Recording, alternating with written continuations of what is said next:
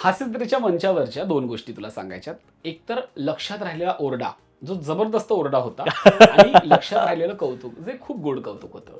अ, ओरडा म्हणजे सचिन गोस्वामी सरांकडूनच ओरडा मिळाला होता. अ, म्हणजे चालू शूट थांबलं होतं. बापरे! हां. म्हणजे आर्ट डिपार्टमेंट आणि आर्टिस्टने परस्पर काही गोष्टी ठरवल्या आणि ती प्रॉपर्टी काढून टाकली त्यांनी.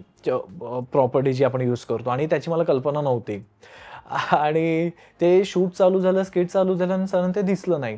तर त्यांनी मला विचारलं आणि मी म्हटलं, की मला पण कल्पना नाही. मग मी आर्ट डिपार्टमेंटशी बोललो, त्यांनी मला हे उत्तर दिलं. मी ते जाऊन सरांना दिलं आणि मग सर त्याच्यावरून खूप भडकले वगैरे, की आपलं काम आहे आणि मी नवीनच होतो. क्रॉस चेक करणं, हे करणं आणि असे त्यांनी परस्पर नाही ठरवायचं नाही वगैरे. त्यांना पण थोडासा ओरडा मिळाला. पण तेव्हा मला जे काय सर ओरडलेत, बाप रे बाप! म्हणजे प्राजक्ता माळीने माझ्या खांद्यावरती हात ठेवून माझं सांत्वन करत होती प्राजक्ता. असा तो ओरडा मिळाला होता मला. आणि असं झालं की नेक्स्ट टाइम असं झालं दिसलं ना, तर बघ मग वगैरे हे ते बॅग घेऊन घरी यायचं नाही परत वगैरे असं असं खूप ओरडले होते. तिथे तर ओरडलेच. त्याच्यानंतर मग रूममध्ये जाऊन पण परत वेगळी बडबड केली त्यांनी.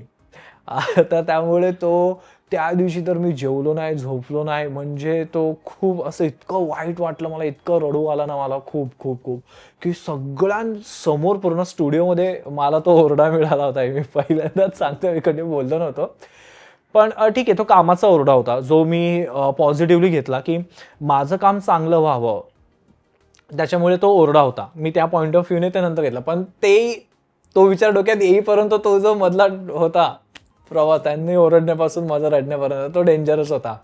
आणि कौतुक हे की माझं सुरकीवाला एक स्किट झालं होतं आणि ज्यात मी हवालदार असतो आणि इन्स्पेक्टर प्रसाद खांडेकर आणि नमाताई सुरकी असते.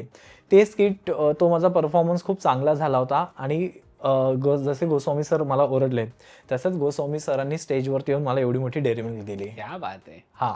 आणि आपल्या डिरेक्टरने येऊन आपल्या कामाचं कौतुक करणं आणि असं छान एक चॉकलेट देऊन कौतुक करणं, हे माझ्यासाठी खूप मोठी गोष्ट होती.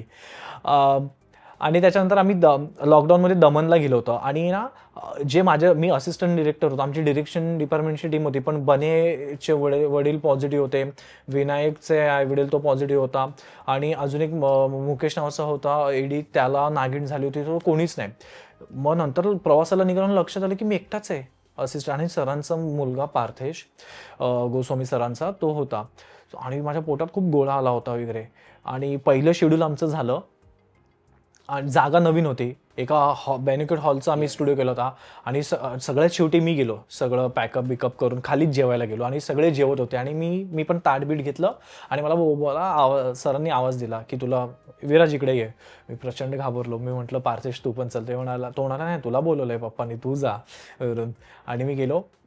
सरने एकदा माझ्याकडे असं पाहिलं, उभे राहिले, गुड जॉब, खूप छान काम केलंस.